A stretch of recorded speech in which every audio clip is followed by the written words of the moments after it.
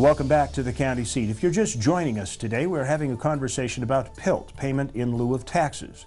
It is a fee that the federal government pays to the counties for services on federal lands within the county. They are paying this fee because they recognize that the counties are unable to collect property tax to cover the cost of those services. But just how important are PILT funds as a part of a county's budget? Well, it depends. It depends upon a formula of the acreage of federal government land within your county as well as your population. We're right at somewhere in the neighborhood of 4,100 square miles of area out here. 7,000 people, 7,100 people in our 2010 census live in Kane County. When you look at our county and its unrestricted budgets, we operate everything from road building and road maintenance to search and rescue and law enforcement, all the other services such as recorders and the courts and all. We're right around $8 million. PILT is $1 million deal to us, and it's just right at 12% of our budget. And without PILT, that means something will have to be dropped. And more than likely, it'll be our people that have to pick up the slack on that, and we don't think that that's necessary. We've been getting about $2.7 million the last several years from PILT, and so that's a big part of our budget. You know, it's 10% or so of the budget. It basically funds our patrol division on the sheriff's department, and we used the last couple of years. We've used a little bit on roads as well. So it's a big part. We calculated that, you know, if we had to replace it, it would be about a 30% raise in the county's portion of the property tax. That's not the overall property tax. The 30% increase would be an additional $40.56 on a $250,000 home in Washington County, which is a relatively large county.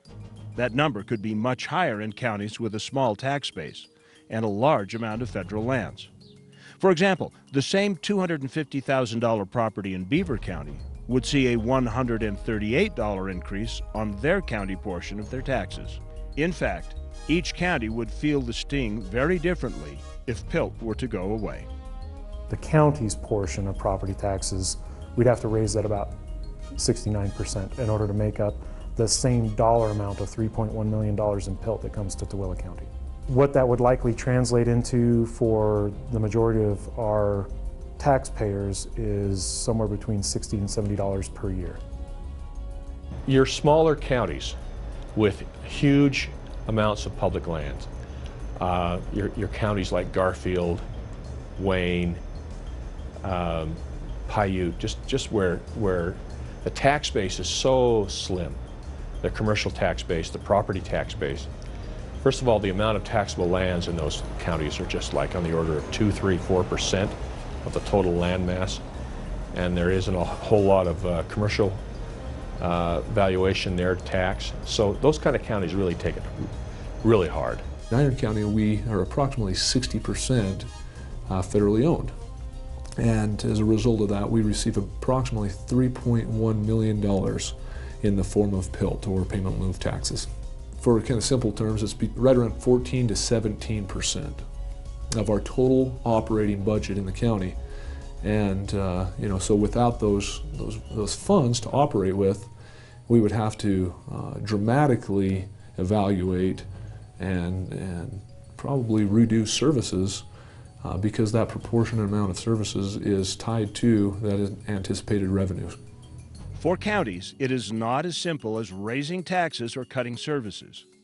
In many cases, further reduction in services may not even be an option, especially for counties that are already stripped down to the bare bones. If PILT doesn't come through, we have a much more immediate problem than taxes being raised potentially could address. Even if we were to talk about a tax shift of that much money that we've collected from PILT, that won't help us until 2015 at the earliest, because we would have to signal at the end of this year, because of the way that the truth in taxation hearings go, that we would be advertising that in 2015 we would look to increase those taxes and collect them at the end of 2015.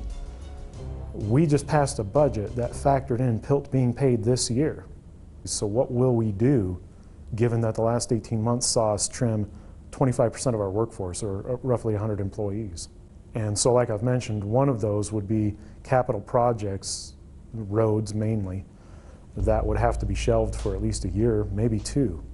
The problem with that is the maintenance costs grow when you don't take care of a road that's got the alligator cracks in it, and you can't do the tar treatment this year.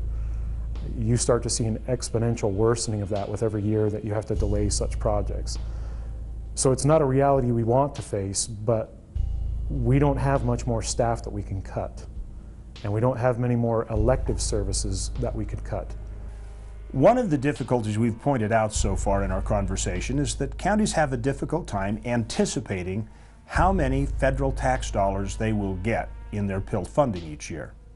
Well, that's primarily because Congress funds it year by year, and they never know exactly how that funding is going to pan out.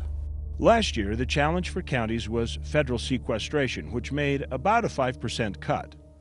But this year, the latest budget didn't even include PILT at all, leaving 1,850 counties in 49 states without the necessary funds to offset losses in tax revenue because of federal ownership within their boundaries. The loss of PILT nationwide could create a much bigger problem when counties are anticipating that revenue in their budgets. Oh, it's huge. Say it's $415 million on a national basis.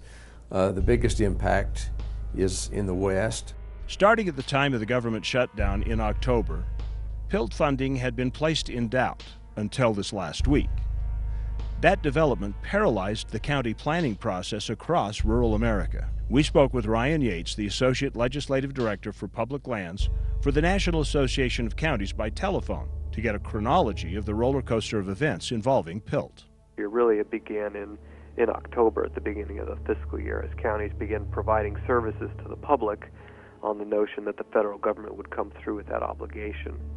So as we moved through government shutdowns of last fall and into the continuing resolutions and the larger appropriations debate in Congress, the idea that an omnibus appropriations bill would come together in the first part of the year provided what many thought would be an opportune legislative vehicle for funding of PILT. And so the counties across the nation, many governors, the Western Governors Association, countless members of Congress, both from the Senate and the House, really began putting a lot of pressure on leadership on both sides to use that omnibus appropriations bill as a way to fund the PILT program.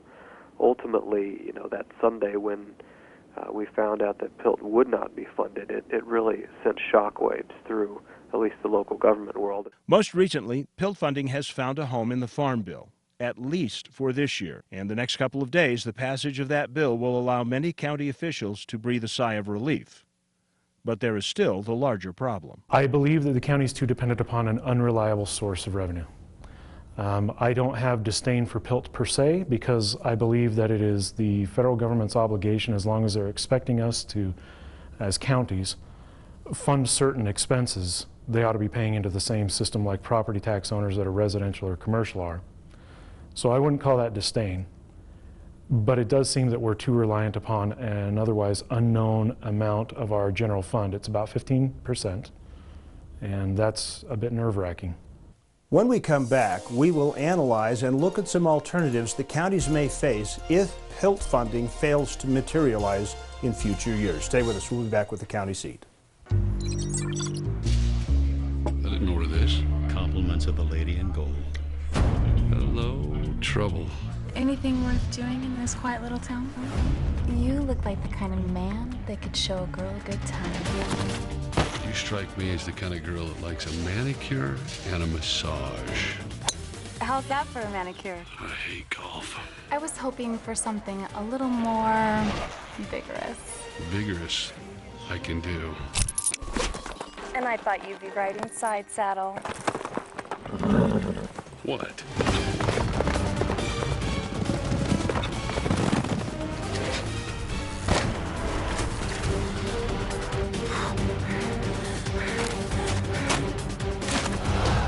I'm gonna regret this.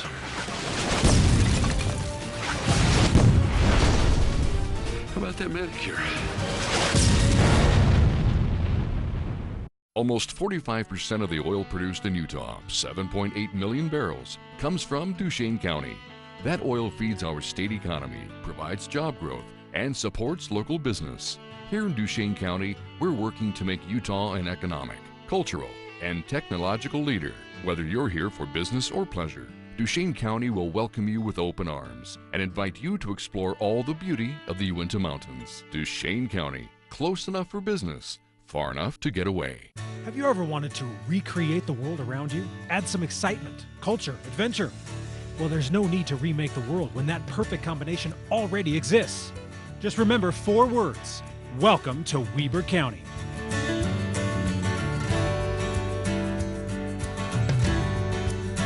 In Ogden, you'll find everything you're looking for, from the top of Powder Mountain to the restaurants of our revitalized downtown. Ogden, Utah, mountain to metro and everything in between. Visit ogden.com. Rediscover your sense of adventure. Welcome to San Juan County. Discover the past. A change of place.